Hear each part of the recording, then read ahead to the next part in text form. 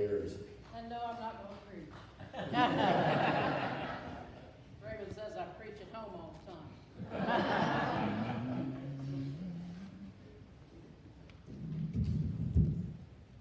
Oh, yes, Brian. First of all, you know that we always need to trust in our potter because he forms us the way he wants us. He hopes that we'll take his lead.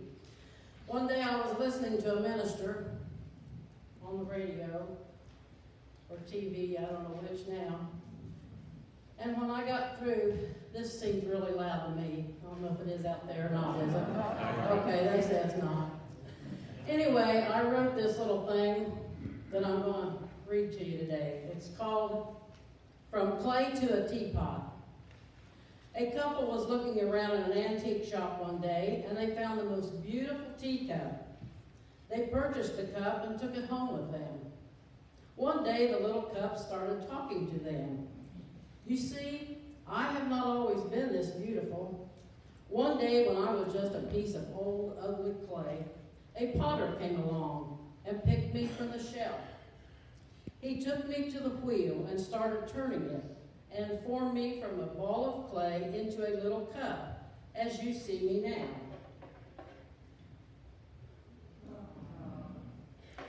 I got so dizzy, I cried to him to stop the wheel and let me off.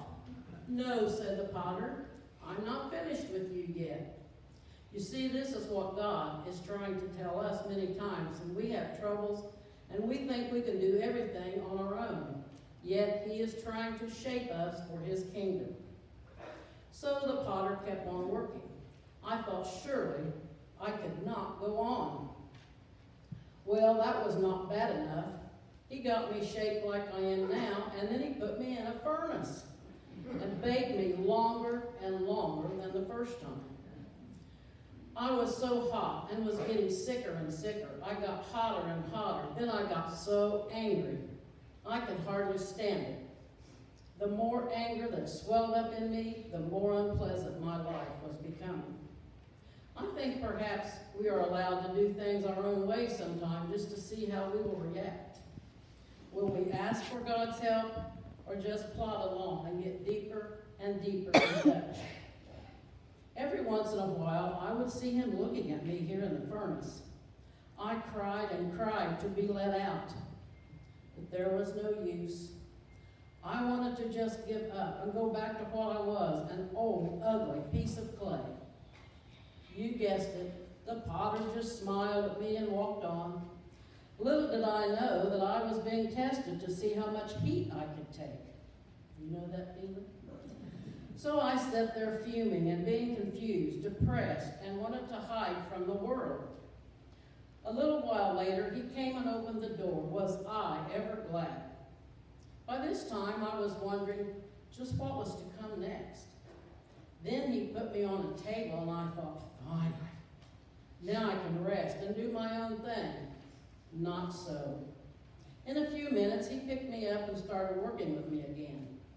This time, my attitude really got the best of me. I thought if I ever get the chance, I would jump out of this potter's hand and destroy myself. Needless to say, he just kept his loving hands around me, making me into this beautiful treasure. Next, the potter started painting with beautiful colors, and I began to think, no, this is not too bad after all. Soon I will be a wonderful blessing to someone. It wasn't long until I was put into an even hotter furnace. I was in there for a long time, then out I came. I was so beautiful. My life had finally taken on a bright and new meaning. I felt so clean and warm inside. I wanted everyone to see me now, maybe even listen to my story someday. Maybe, I got lost here. Maybe even listen to my story about how my life turned around. Yes, all because of the potter. Finally, I was sent to the antique store so that you would be able to enjoy me in your home. You see, this is how God wants to help us if we would only let him. And now I'm going to sing I'll Trust the Potter's Hand.